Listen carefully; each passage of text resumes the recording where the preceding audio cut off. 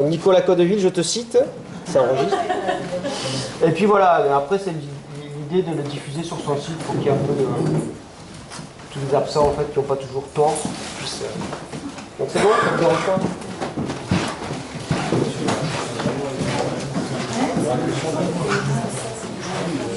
Donc, moi je m'appelle Hérodote, c'est la blague de la soirée.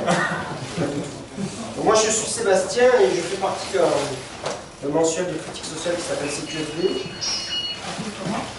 CQFD. Il y a quelques mois, je me suis rendu à Béziers pour un reportage de la cité biterroise et donc j'ai rencontré des gens qui animent un contre-journal qui s'appelle Envie à Béziers. Contre-journal qui pour l'instant qui est numérique, qui devrait passer papier, c'est ça? C'est ça. Voilà. Et donc, un groupe du journal m'a baladé dans la ville et puis donc j'ai recueilli quelques paroles du biterrois. L'idée c'était un peu un papier d'ambiance, discuter avec les gens, les commerçants, tout ça, voir un peu comment on vivait dans une ville dirigée par Robert Ménard un an après son élection. Et donc, je m'étais dit, quand je les avais rencontrés, ben, si vous voulez, moi je vous rends l'appareil, et vous venez à Perpignan, on fait aussi un petit tour de ville, et puis c'est vous qui venez rencontrer un peu les Catalans. Je n'ai plus à débaucher qu'un, donc j'ai parlé de jumelage. Jumelage, c'est un peu un jumelage un peu irrégulier, puisqu'il y a un seul biterrois, donc David, et donc face à une flopée de Catalans. Donc soyez tendre avec David, qui est super calé quand même dans son domaine. Et puis voilà, donc David est arrivé tout à l'heure de Béziers. Et puis voilà, et l'autre point que je voulais aborder juste rapidement, c'est que cette histoire de comparer Perpignan à Béziers, elle ne m'est pas sortie de la tête comme ça en me levant le matin. Il y a eu deux universitaires, David Gigant et Marianne Lefebvre, qui ont fait un retour sur les dernières élections municipales de 2014 et qui déjà établissaient quelques points de comparaison donc, entre Béziers et Perpignan. Alors je ne vais pas vous assommer avec une lecture trop longue, mais juste pour vous donner un petit avant-goût. Donc, Béziers et Perpignan figurent parmi les villes les plus pauvres de France. Donc, Béziers, je ne sais pas si vous savez, est la 4e ville la plus pauvre de France. Et Béziers et Perpignan se situent, vous savez, juste après, numéro 5. Donc il y a 36 000 communes en France, et outre la proximité géographique entre Béziers et Perpignan, il y a aussi une proximité de désolation sociale entre les deux villes. Donc, elle se caractérise par une ultra-paupérisation des quartiers centraux et par une fragmentation socio-ethnique de l'espace urbain. En fait, quand je me suis baladé dans Béziers, j'ai vraiment pensé à Perpignan. Vous avez remarqué que dans cette ville, il n'y a pas de mur qui sépare les quartiers gitans, les quartiers arabes, les quartiers bourgeois, tout ça. Et quand vous habitez ici, vous savez la zone jusqu'où vous pouvez aller, et vous savez quand vous passez dans un autre territoire en fait. Enfin, moi, je suis arrivé ici, j'étais à Bossin, j'ai très vite compris les limites de la ville où je pouvais aller, et après on m'a dit attention là-bas, il faut beaucoup de choses. Et je ne sais pas si c'est vraiment aussi marqué à Béziers, mais bon voilà. Donc cette histoire de ségrégation territoriale, en fait, elle unit vraiment les deux villes. Et puis après, qu'est-ce que... Alors voilà, Béziers, 4e ville la plus pauvre de France, selon l'INSEE, cumule les handicaps. Ainsi, 33% des biterrois vivent sous le seuil de pauvreté, pendant que le centre-ville se désertifie et concentre des formes localisées de précarité auxquelles s'associe le déploiement de la vacance résidentielle. Un petit phénomène de Perpignan. Phénomène similaire à Perpignan, la déprise des rues commerçantes du centre jouxte l'insalubrité des quartiers populaires. Donc ils estiment à 4 000 logements insalubres à Perpignan. Il y a même des maisons qui s'effondrent. Hein. Ouais, dans le quartier Saint-Jacques. Donc 5e ville la plus pauvre de France, Perpignan abrite d'importantes populations pauvres et minorisées, donc gitans et maghrébins, dans les quartiers dégradés du centre, dont Saint-Jacques, quartier gitan, désigné en 2013 par l'INSEE comme le plus pauvre de France. L'insalubrité des quartiers centraux, couplée aux tensions en matière d'accès au logement entre résidents gitans et maghrébins, il fait peser le spectre des émeutes urbaines. Désertification et vacances résidentielles à Béziers, insalubrité et tensions communautaires à Perpignan fournissent un terreau favorable au déploiement de la rhétorique frontiste et à une extrême droitisation des représentations politiques. Donc oui, j'oublie un point super important, c'est que c'est pas pour rien qu'on fait cette rencontre aujourd'hui. On est le 29 mai 2015, vous savez tous tout ce qui s'est passé il y a une dizaine d'années, dans la Refourche notamment là. Donc c'était la fameuse nuit d'émeute de Perpignan. Et donc l'idée de ce soir en fait c'est vraiment d'essayer d'arriver, alors c'est un échange un peu inégal puisque tu es tout seul, mais je sais que tu es un peu schizophrène et tu peux avoir plusieurs voix qui sortent.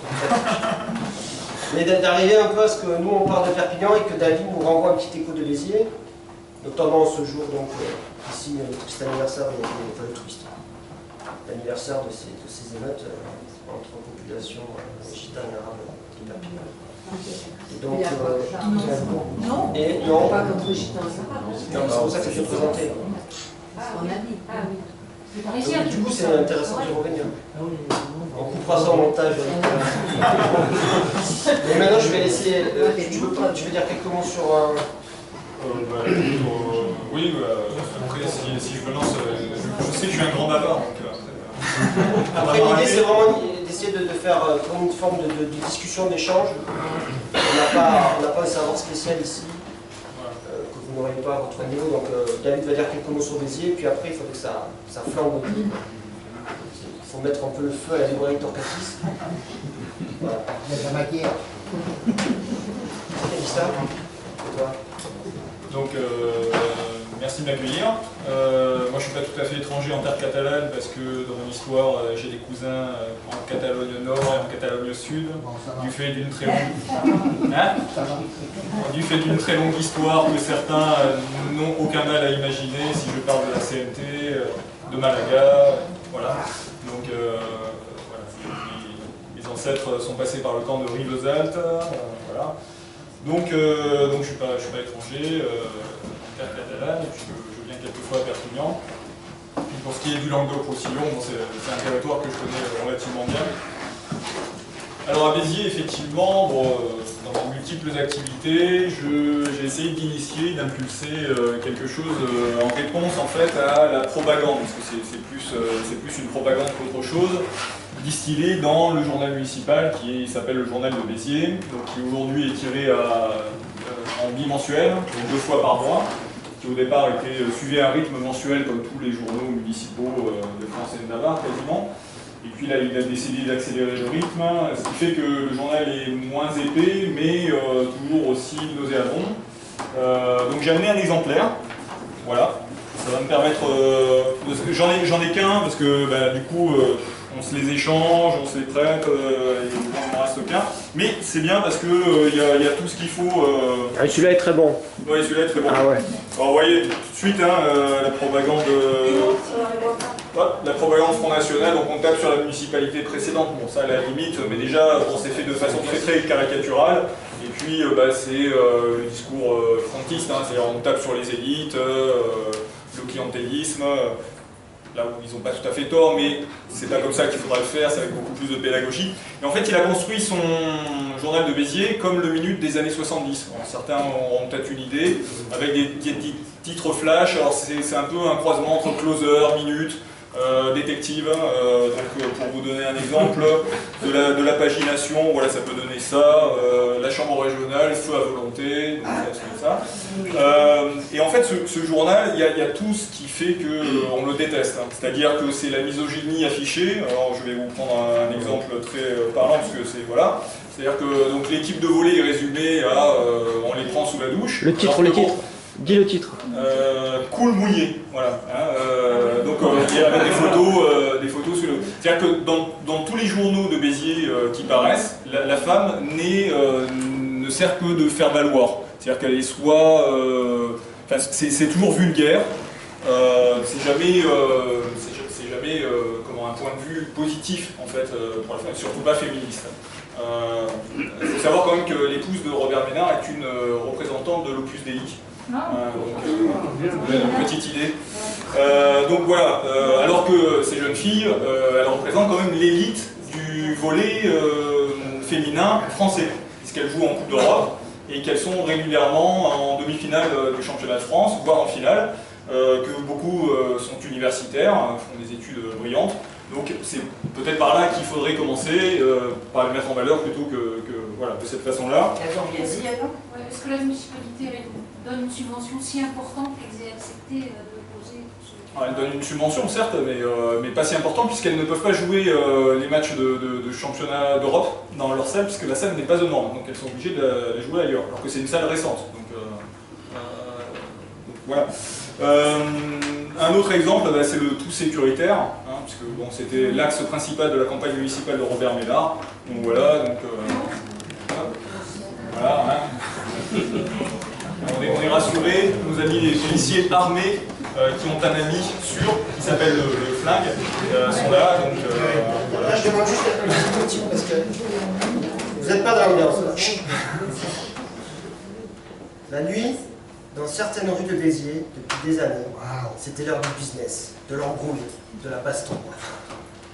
Les patrouilles de la police nationale, pas assez nombreuses, avaient parfois du mal à faire face aux voyous et autres dealers. Avec une police municipale augmentée de 20 agents, patrouillant, je fais une petite tic à la Sarkozy, depuis le 1er février jour et nuit, l'affaire sera un peu moins dans le sac pour la faune nocturne. C'est l'Amérique quand même qui parle. Hein. D'autant plus qu'une partie des policiers sont maintenant armés. D'autres suivront d'ici l'été prochain. Évidemment, l'utilisation des armes est très réglementée, mais un agent armé n'a pas le même impact sur le délinquant moyen. Donc, on leur fait confiance quant à l'impact. Voilà. Donc voilà, c'est ce journal de Béziers auquel on s'est dit qu'il fallait répondre. Et puis, donc, régulièrement, à Béziers, je ne sais pas si vous savez, il a initié un cycle de conférences qui s'appelle Béziers libère la parole, où il invite des personnes de la fachosphère. Hein, c'est tous les représentants de l'ordre réactionnaire qui viennent s'exprimer. Donc là, c'était Laurent Berton, qui est connu pour être un thésard du conspirationnisme, c'est-à-dire que tous sont nos ennemis, quoi, hein, voilà, sauf les blancs avec un nom catholique. Voilà. Donc voilà, c'est le journal de Béziers.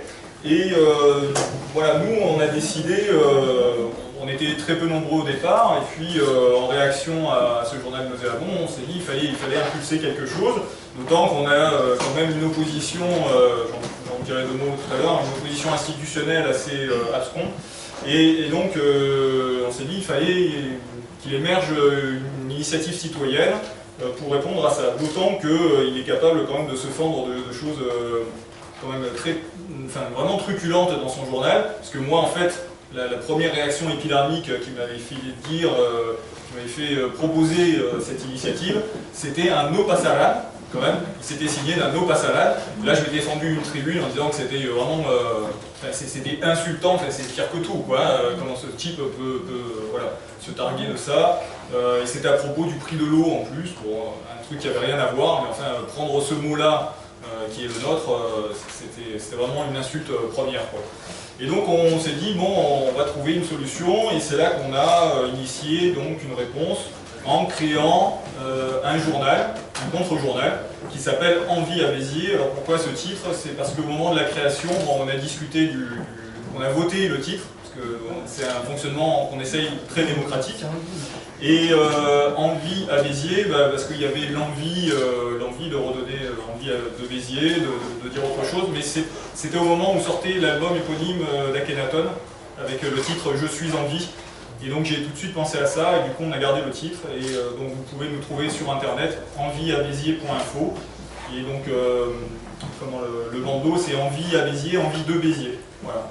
Donc on essaie voilà, tous les mois de proposer des articles, avec trois axes, c'est démonter l'argumentaire, la propagande de Ménard, expliquer aussi les raisons qui font, là peut-être on en parlera, qui font qu'il est arrivé si facilement, parce que ça c'est peut-être on pourra en parler, et puis aussi dire qu'il existe des forces alternatives, même si elles commencent seulement à éclore à Béziers, que c'est intéressant de relayer leurs initiatives. Donc ça c'est vraiment les trois axes qui nous font travailler tous les mois d'arrache-pied pour proposer des articles de qualité.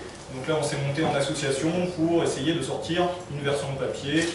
Et donc, on était très heureux de recevoir CQFD qui a fait école, puisque l'article qu'ils ont proposé prenait un angle un petit peu différent, c'est-à-dire qu'ils allaient voir le terrain, l'initiative, et ils ne donnaient pas la parole à Ménard. Et du coup, tous les journaux nationaux qui, jusque-là, avaient tendance à suivre le buzz médiatique impulsé par Ménard et couraient aussi après l'opposition institutionnelle, pour pour avoir une réponse, enfin une contre-réponse, ben maintenant ils prennent aussi cet angle-là, et donc ils vont voir un petit peu plus le terrain, voir les initiatives, et essayent de dresser un tableau un peu plus réel de ce qu'est Béziers. Voilà, parce que j'ai envie de dire de quoi Béziers, de quoi Perpignan et le nom, c'est ça aujourd'hui qu'il faudrait essayer de décrypter. Voilà. Si je peux faire la promotion aussi d'un bouquin, je vous recommande vivement, du coup les deux sont en librairie ici, donc c'est très très bien. Le bouquin de Susanna Lukic qui éclaire beaucoup sur justement tous les a priori qu'on se fait sur l'immigration en Languedoc-Roussillon. C'est une monographie dont on avait besoin. Donc moi j'ai trouvé le bouquin excellent. L'équipe de l'ISCRA avec laquelle elle travaille sont venus à Béziers. Il y a eu un débat sur l'immigration à Béziers, à la CIMAD, sur le printemps de Béziers, donc un festival qui a eu lieu au printemps. Et c'était une soirée très réussie, on était à peu près 120. Ça faisait suite à un petit court-métrage qui s'appelle Amsterdam, que je vous recommande aussi. Et donc ce bouquin, il est très très bien, parce que vraiment il aborde tous les sujets, y compris un sujet intéressant qui est souvent passé sous silence, c'est le poids de la presse régionale, où elle explique d'ailleurs que deux chercheurs avaient démontré que dès la fin des années 80, les années 90, le début des années 90, la presse régionale, par le discours qu'elle véhiculait, favorisait le sentiment de xénophobie. Et Midi Libre a attaqué ces deux chercheurs et a été débouté. Ça, c'était en 92. Donc c'est pour dire que vraiment, c'est un travail sérieux. Elle parle des Harkis, des Espagnols, elle parle de l'immigration algérienne, marocaine. Elle dit d'ailleurs que les Marocains sont beaucoup plus nombreux que les Algériens, contrairement aussi à cette idée un peu répandue, absurde. Voilà, elle parle de tout ça, elle parle des difficultés de santé mentale des immigrés qui sont liées à plein de problématiques. Donc moi je trouve que ce bouquin est une monographie qui manquait et je le recommande vivement. Voilà. Et donc du coup elle parle des PO, de Perpignan, de Béziers, de tous les départements du Languedoc-Roussillon. Voilà, j'ai été bavard après. On peut échanger, voilà. Donc maintenant c'est le moment où il ne faut pas mourir. Voilà. Est-ce que vous avez été attaqué par Ménard déjà? Alors non. Par exemple. Non, alors nous on n'a pas été attaqués, c'est une bonne question parce que la presse locale est bousculée à Béziers. Alors d'abord il y a la disparition de la Marseillaise, enfin de l'héros du jour qui est devenu la Marseillaise du Languedoc. Du coup l'agence va fermer, il nous restera... C'est qui la Marseillaise? Ouais, la Marseillaise c'est un journal, anciennement la Marseillaise c'était un journal communiste, donc tiré à partir de Marseille, c'était le siège central. Et qui était diffusé dans le Midi de la France, si je ne dis pas de bêtises, parce que jusqu'ici je crois, il y avait une antenne sur les PO, voilà. Et donc dans l'Hérault, ça s'appelait l'Hérault du jour, donc on avait une agence locale qui fonctionnait depuis des années, et donc cette agence, du fait de la restructuration de ce groupe de presse, comme tous les groupes de presse connaissent des difficultés que l'on sait, et à cause de quoi. Et bien, donc, alors là, ça a été racheté par, on va dire, par les communistes. C'est une... Carré-Ville de Marseille. Oui, voilà, mais je ne saurais pas dire quel biais exactement financier, voilà. Mais en tout cas, en gros, c'est le PC qui a racheté la Marseillaise, pour faire court. Et du coup, bon, ça permet de maintenir une activité, mais ils ne maintiennent pas toutes les agences, et donc l'agence de Béziers va fermer. Il ne restera qu'un correspondant local, qui n'aura plus d'agence. Donc déjà là on perd quelque chose et Midi Libre a été attaqué par Ménard. Donc il y a 2 plaintes en diffamation sur 2 journalistes et régulièrement, je ne l'ai pas dit aussi, mais Midi Libre est attaqué dans le journal de Béziers. Parce que Midi Libre là, au départ ils étaient dans une relative neutralité et puis ils ont décidé quand même de relayer l'opposition. En tout cas, les voix d'opposition, De faire le boulot, quoi. De faire un petit peu plus leur job, Et du coup, ils ont été attaqués, voilà, régulièrement, et donc ils sont aussi régulièrement attaqués. Et il faut savoir que Midi Libre, sur un des articles, alors là, ça a émané de la direction, a censuré un article, et le responsable de direction, de rédaction de l'antenne de Béziers a présenté sa démission suite à ça, et le club de presse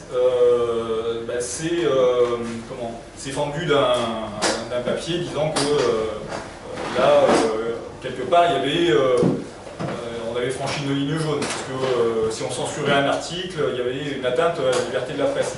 C'est assez particulier parce que le club de la presse il a été fondé par Robert Ménard quand même. Anciennement président de Reporters sans frontières. C'est presque c'est schizophrénique, hein. C'est vraiment schizophrénique. Oui, mais c'est très bien comment marche les médias. Voilà.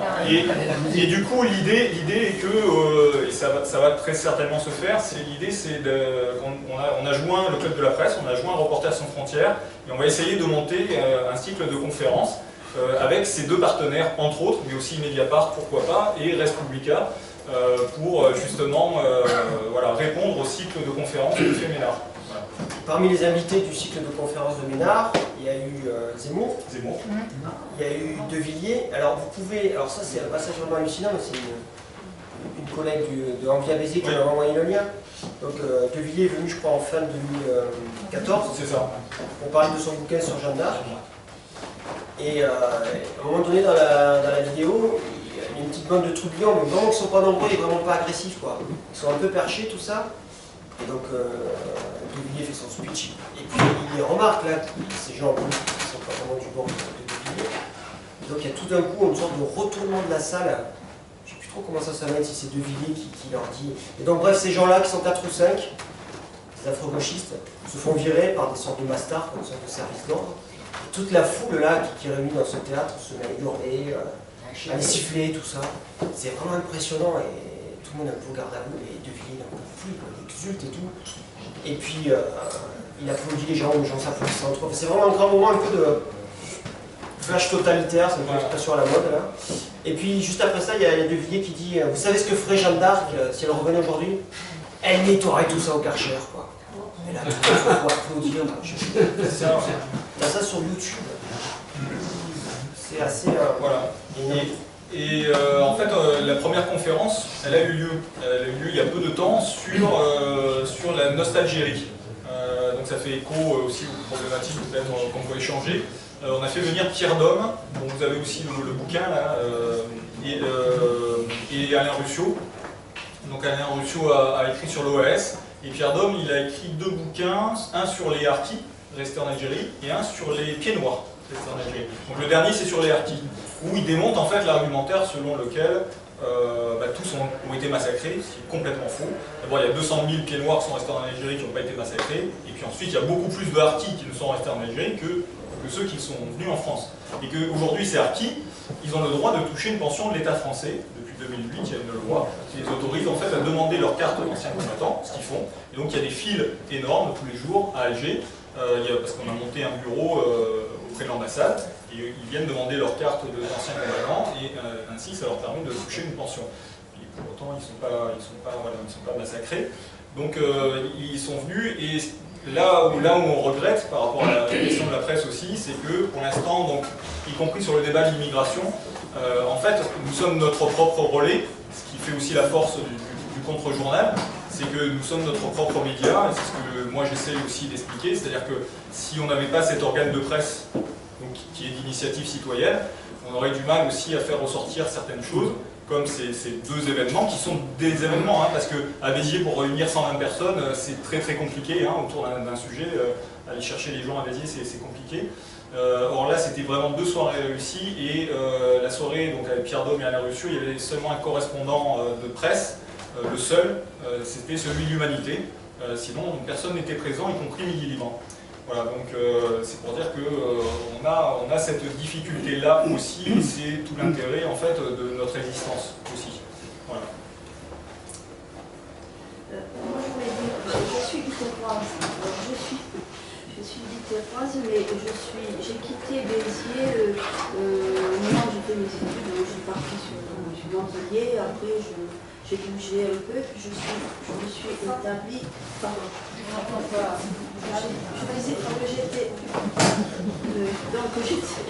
littéroise et que j'ai quitté Béziers, comment? Ça se soigne. Et quand même.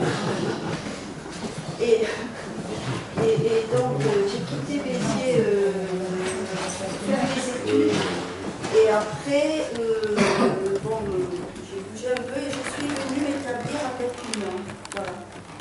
Et au moment où je me suis établie à Perpignan, je trouve trouvais Perpignan, j'étais enthousiaste vis-à-vis de Perpignan. Je trouvais que c'était, à ce moment-là, je parle des années, il y a un moment, des années 80. Et à ce moment-là, déjà, j'avais une mauvaise image de Béziers. Voilà. J'avais une mauvaise image de Béziers et on me renvoyait aussi cette mauvaise image. Comment tu l'expliquerais cette... Alors, comment je l'expliquerais C'est quoi une mauvaise image? En comparaison. On me comparait Béziers à Narbonne, qui était une ville plus coquette, plus riante, plus, je sais pas, mieux, voilà. À Perpignan aussi, on me disait, Perpignan, c'est bon, plus agréable, je sais pas. Et Béziers, c'était, voilà, je recevais ça. Et bon, et je me disais, mais finalement, est-ce que tu aimes cette ville?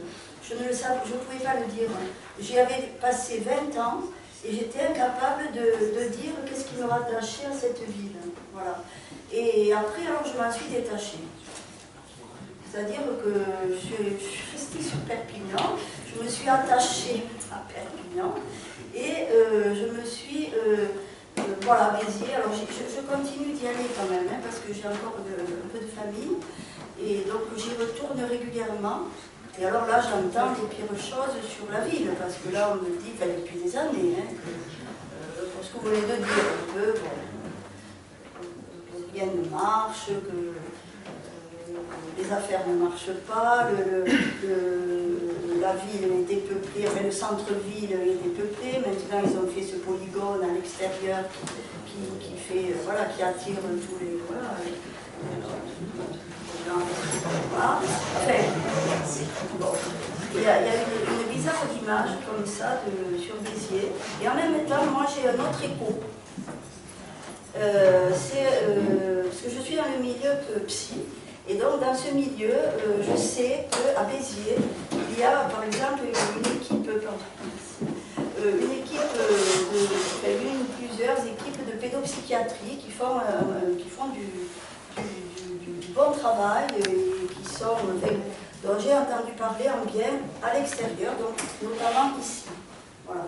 Donc il faut le dire aussi, hein, ça ne suffit pas de dresser un tableau, de dire il n'y a rien à Béziers, il n'y a rien qui se fait. Ah non, je ne pense pas. Hein. Je crois qu'il y a des gens qui font des choses intéressantes. Et après, bon, alors il y a eu cette histoire de Ménard, bien sûr, le Front National. Avant, c'était, bon, hier, il y avait beaucoup à dire. Il y a beaucoup à dire aussi sur la gestion du Couder, hein, et tout ce qu'il a fait avant. Voilà. Alors peut-être est-ce la conséquence peut-être de ce qui s'est passé avant aussi, pour avoir eu justement ce vote-là sur le Front National. Voilà, enfin bon, moi je me dis ça. Hein.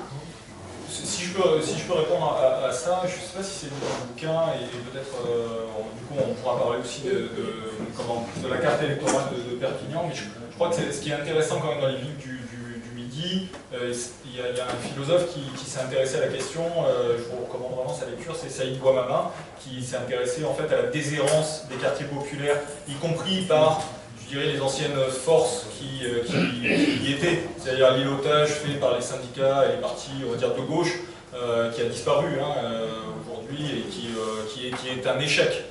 Moi, je ne vais pas cacher que je suis dans une composante de la gauche, on va dire, radicale, mais j'assume le fait que collectivement, on a échoué à ce niveau-là. Et en tout cas, dans la réponse au quartier populaire, et ce qui est intéressant dans le vote Ménard, nous en tout cas on a essayé d'en faire, vous pouvez trouver un article d'ailleurs dans le contre-journal, c'est un collègue qui a essayé de décrypter ça, c'est en fait la porosité, et ce qu'explique aussi Saïd Bouamama, c'est-à-dire qu'en fait entre la droite UMP, qui n'est pas la même qu'ailleurs, hein, et le Front National, et le vote Front National du Midi qui n'est pas le même que le vote Front National du Nord, échangeait avec Sébastien tout à l'heure, le vote Front National des parties septentrionales de la France, il est plus sur une problématique sociale. Hein, c'est la désindustrialisation qui est très prégnante. Moi j'ai vécu dans la partie septentrionale de la France, et ça se sent encore, quoi. C'est-à-dire que les gens ont du mal à abandonner l'idée qu'ils ont perdu un tissu industriel dense, un modèle productiviste qui a nourri des générations entières. C'est pas le cas dans le Midi où la désindustrialisation, d'abord, l'industrialisation n'a jamais été... Non mais attendez, elle a jamais été... Elle a existé, mais elle n'a jamais été aussi forte. En tout cas, elle n'a jamais été aussi dense. Elle n'a jamais eu le poids qu'elle a pu avoir ailleurs. Et puis, cette désindustrialisation, elle s'est faite plus tôt. Et du coup, on n'était pas sur le même modèle. Et ce que Saïd Bouamama remarque, c'est que dans le vote Front National du Midi, c'est vraiment un vote identitaire. Ça s'explique par la sociologie ethnique aussi du Midi. On pourra en parler. Le vote des Espagnols, le vote des Harkis par exemple, le vote des Pieds Noirs, évidemment, tout ça, ça pèse énormément. Et aujourd'hui, en fait, quand on regarde les élections municipales, et même départementale, hein, puisque là on vient de passer les départements. Nous on est une verrue hein, sur la carte électorale française, on est une verrue hein, puisque le Front National, Ménard, après avoir pris la mairie de Béziers, il a pris les 3 cantons de Béziers, hein, après le redécoupage de la carte électorale, il a pris les 3 cantons sans coup férir. C'est-à-dire qu'il a placé des gens, et là pour le coup avec une étiquette Front National assumée, et ils ont fait des scores pléthoriques à 2 chiffres, mais sans aucun problème, en éliminant parfois le candidat PS au premier tour, sur un des cantons, sans coup férir, hein, vraiment sans aucune difficulté. Sur Béziers, en fait, ils n'utilisent pas l'étiquette FN. Là, il l'a utilisé hein, sur les départementales. Mais de plus en plus, d'ailleurs, dans son discours et dans sa présentation, en tout cas, il y a clairement le Front National qui est affiché comme tel. On en reparlera si vous voulez. Et donc, ce qu'on a remarqué, c'est qu'en fait, sur les élections précédentes, là où Couder faisait 40 ou 50%, et le Front National vient à 30%, mais il y a juste eu une inversion, en fait. Et c'est cette porosité-là qui existe, mais qui s'explique quand vous avez un Couder et un Abou qui vont se prosterner devant la stèle de l'OAS. On pourra échanger, hein. Ici vous avez beaucoup de stèles d'OAS aussi, c'est toute une problématique également. Non mais il y en a d'autres, enfin autour, je parle, ouais, il y en a d'autres autour. Et ça explique aussi la porosité entre les deux, c'est-à-dire que à quel moment se situe la frontière. Et monsieur qui... Je voulais poser une question, il s'est passé il n'y a pas très longtemps, en tout cas c'est curieux, de la part de Ménard, il a fait état du recensement d'après les prénoms de certains les élèves, au moins des écoles ou des collèges, je ne sais plus, qui étaient musulmans, qui ne l'étaient pas, etc. Et qui arrivaient au fait que ça, il y en avait pour 65% des écoliers qui étaient musulmans à Béziers. Alors, c'est interdit, c'est même... ça peut me donner lieu à des peines de prison assez élevées. Bon, mais de toute façon, il ne se passe rien. Je me demande, je sais pas, j'en dirai un mot. D'accroître quelque chose que j'appellerais simplement, par politesse, la crédulité publique. De prendre les gens pour des dindons et faire qu'ils soient de plus en plus dindons. En effet. Déjà, de voter Front National, parce qu'on n'est pas content de ce qu'il y avait précédemment, ben c'est à peu près, en fait, comme on n'est pas content de son médecin, ou de changer de médecin, vous allez voir, je ne sais pas, un remonteur, des remords. Mais alors, là, c'est tout à fait imbécile pour 36 raisons. À Perpignan, à Béziers, j'en sais rien, mais à Perpignan, couramment, il y a des effets de mode comme ça, donc il y a pas mal de gens, de bébés qui naissent avec un prénom tel que Nathan ou Ethan, et qui sont des prénoms essentiellement juifs, et qui n'ont rien à voir avec cela. Mais il semble qu'il y ait aussi des Mohamed et des Mohamedines, qui sont ni musulmans, ni pro-mahométans, rien du tout. Voilà. Alors, quand Robert Ménard il fait ce truc-là, même si le rétro-pédale en Suisse, ça change, c'est punissable, et comme il faut. Bon. Il fait appel, pardonnez-moi, vraiment à la connerie publique. Non? Ça se fait dans d'autres pays. Non, et puis autre chose. Un appel à la vindicte publique aussi. Tu veux répondre ou on donne la parole et tu fais oui. Ouais, allez-y, posez votre question et je vous ferai une réponse un peu globale. En fait, moi, je voulais que vous rappeliez le taux d'abstention aux élections. Parce que là, on parle des électeurs de la carte électorale très bien. Et je pense que quand même, il y a un problème d'abstention. Alors, j'en ai dit un mot tout à l'heure en parlant de notre échec. Je parle de notre échec collectif.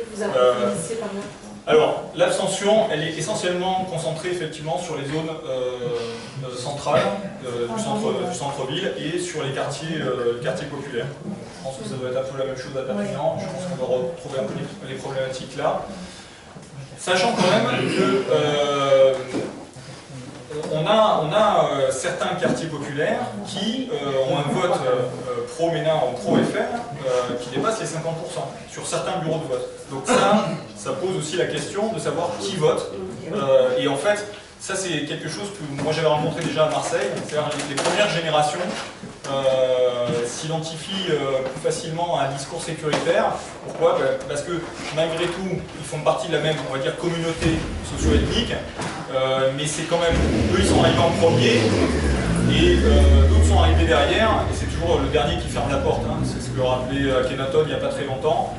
Pourquoi aujourd'hui ce discours il est aussi facile? Pourquoi? Parce qu'il y a tout un contexte, et là c'est pour répondre un peu, on va dire un peu globalement, sur le tableau dressé tout à l'heure sur Béziers, dans les chiffres. Sébastien donnait 2 chiffres, mais en fait, quand on regarde une ville comme Béziers ou Perpignan, alors moi j'ai pas les chiffres sur Perpignan, mais ça serait intéressant de les avoir. Si je prends tous les chiffres de Béziers, c'est difficile de voir. Quand on dit il faut on vote Front National, mais quand vous cumulez autant de handicaps, à un moment donné, ça s'explique. C'est-à-dire que Béziers, c'est donc la 4e ville la plus pauvre. C'est aussi la 5e ville la plus inégalitaire. C'est 33% effectivement des gens qui sont en dessous du seuil de pauvreté. C'est 25% de la population qui ne vit que grâce aux minima sociaux. C'est 50% de la population qui n'est pas assujettie à l'impôt sur le revenu. Quand vous cumulez tout ça, et y compris donc sur la dimension inégalitaire, ça je crois que c'est très important, surtout dans le midi de la France. Moi j'ai tendance souvent à comparer le midi de la France aujourd'hui à l'Espagne. L'Espagne d'aujourd'hui aussi, dans certaines régions, l'Extremadure et l'Andalousie, mais cette Espagne qui d'ailleurs n'a jamais évolué depuis le 19e siècle, avec le même système politique, ce qu'on appelle le caciquisme en Espagne, c'est-à-dire des gens, des espèces de barons locaux.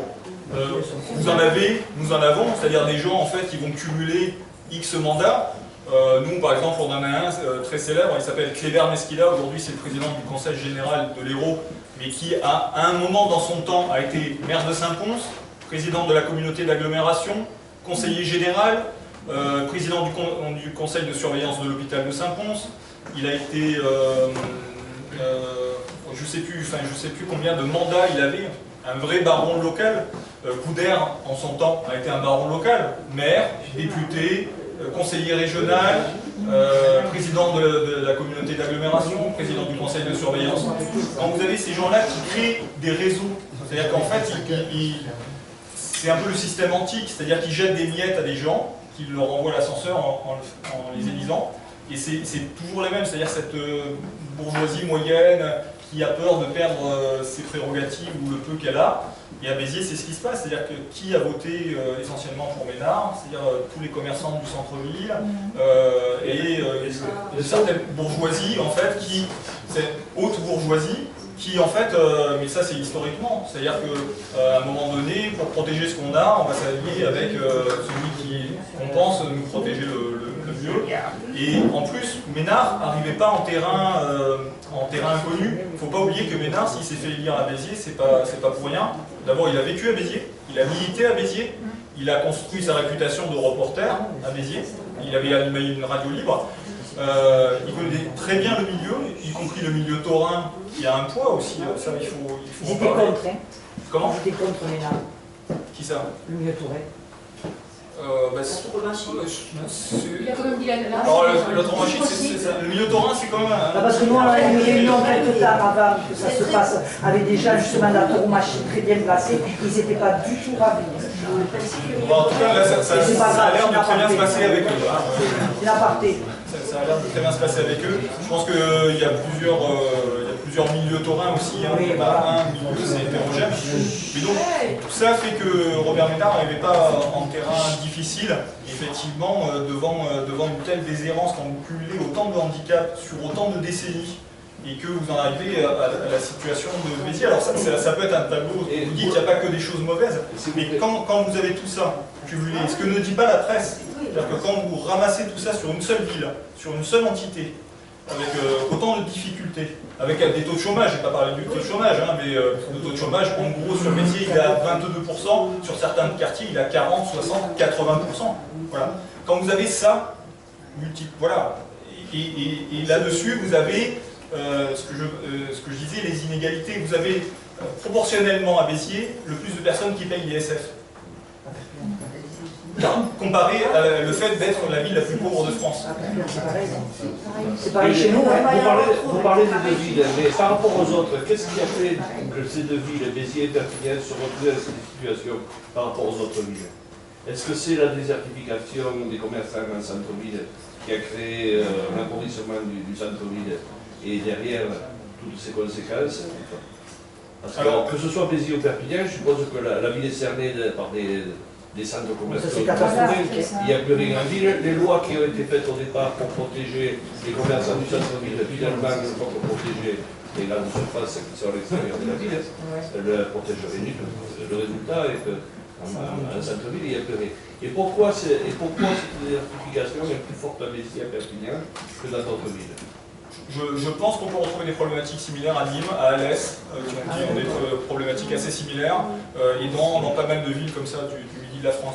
Effectivement, vous avez une gentrification, c'est-à-dire qu'à la fois vous avez un centre-ville, alors à Perpignan c'est quand même moins prégnant, hein. Vous avez un centre-ville quand même qui est moins abîmé, on va dire, plus occupé que celui de Béziers, où je vous assure qu'il y a vraiment... Je ne dis pas qu'il n'y a pas des endroits qui sont insalubres à Perpignan, c'est pas ce que je dis, mais peut-être que comme c'est un peu plus ramassé, ça se voit moins, on a peut-être une impression différente. En tout cas, pour Béziers, il faut savoir que dans les années 80, fin des années 80, Béziers atteint presque 90 000 habitants. 10 ans plus tard, on a perdu 20 à 30 000 habitants. Ces habitants, c'est essentiellement les classes moyennes, qui sont partis sur les extérieurs. D'abord dans les villages autour. Voilà. Juste pour être sûr, tu viens de dire que ces deux villes, elles pourraient être comparables par un processus de gentrification? Oui, c'est-à-dire qu'en fait, gentrification, c'est-à-dire que vous videz le centre-ville et vous installez les gens. Je comprends, mais par rapport à d'autres villes, c'est plutôt l'échec de la gentrification intentée par les mairies. Ah, non, quand je vois par exemple une ville comme La Rochelle, c'est tout l'inverse. C'est-à-dire qu'eux, ils ont redensifié leur centre-ville avec une politique en plus de combattre le tout voiture en interdisant la voiture à rentrer dans le centre-ville. Vous faites un quartier commerçant qui du coup est quand même beaucoup plus agréable. Voilà. Et ce qui n'est pas du tout le cas des villes du Midi. Vous n'avez pas de politique écologique à Perpignan ou à Béziers. Non, il pleut beaucoup, il faut qu'on ait une voiture dans les magasins. Non mais à la limite, ici, dans le Midi de la France, si vous garez votre voiture à la limite sur le trottoir et que vous pouvez rentrer dans le magasin, juste, c'est mieux. Hein. Parce qu'il pleut beaucoup. Comment? Parce qu'il pleut beaucoup. Oui. Non mais c'est une réalité. C'est plus difficile ici d'avoir des piétons. Pour en revenir à ce phénomène de gentrification, nous on le comprend comme ce phénomène qui vise par exemple un quartier populaire, qui dégage les pauvres et qui à la place installe des artistes ou des commerces qui rénovent tout. Ce qui se passe à Marseille par exemple. Ce qui ne s'est pas passé effectivement à Perpignan. À Perpignan c'est pas possible pour des raisons assez multiples et variées. À Béziers, ce que j'en ai vu, c'est qu'il y a quelques ravalements de façade, voilà. Mais sans plus. Et moi, il y a quand même un truc qui m'a marqué à Béziers lors de ma journée. À un moment donné, on est allé dans le vieux Béziers, je ne sais pas si tu te souviens, et tu m'as dit, on arrive à une place, une toute petite place, une petite rue un peu comme Perpignan, des petites rues moyenâgeuses. Tu m'as dit, là, il y avait un bar, là, il y avait une boucherie, le quartier ici. Et en fait, tous les commerces, on ne remet plus les devantures, il n'y a plus rien, c'est des murs aveugles. Et puis, il me dit, voilà, il ne reste plus qu'une qu'une boulangerie. Et tu m'as dit, va discuter avec le boulanger. Je ne savais pas trop ce que j'allais dire au boulanger, salut, je débarque. Et puis donc je rentre là dans la boulangerie, la bonne femme est derrière son comptoir, je dis bonjour madame, voilà, je fais un article pour un journal. Et puis j'aimerais comprendre comment ça se fait qu'il n'y a que vous qui ayez survécu dans ce quartier alors que tous les autres ont fermé. Et elle est un peu gênée, elle me dit attendez un instant, je vais appeler mon mari. Elle appelle son mari, la moto démarre. Et donc le mari arrive, il me dit ah vous êtes là, c'est pour monsieur Ménard. Je dis ah non, pas du tout. Je fais partie d'un journal, je lui dis vaguement ce que c'est. Et je lui dis mais en plus il n'y a vraiment pas de piège, hein. Je lui dis c'est ma question un peu. La moto est partie. C'est quoi ça? La moto est partie. Et donc je dis au gars, je dis non, moi j'essaie de comprendre un peu pourquoi vous avez survécu alors que tout autour c'est le désert et tout a fermé. Et là le gars il commence à me sortir un discours en me disant mais oui, mais vous comprenez, là, me parle d'un gars qui a fait un boulot localement, une sorte d'historien par rapport à une fête précise, par rapport à la Oui, il y a des adjoints de couleur. Et il me dit voilà, alors nous on essaie de refaire, il me sort tout l'attirail culturel du boulanger du terroir, on fait des vieux gâteaux à l'ancienne, tout ça, vous savez, j'ai même des Américains qui viennent et tout, puis qui m'envoient des emails et qui sont très contents d'être venus dans ma boutique et tout. Moi je fais des vrais trucs, de l'authenticité. Et puis c'est très important, vous savez, aujourd'hui pour un commerçant de se rapprocher de son identité, de tout ce qui est identitaire. Et le gars en fait il s'amène un peu les pinceaux, c'est pas un facho. Mais dans sa bouche il y a les mots identité, identitaire qui sortent, et on sent qu'il est en recherche de quelque chose. Et il me dit, mais vous savez, ce qu'il faudrait faire maintenant pour que ça marche, c'est faire des gâteaux en forme de croix.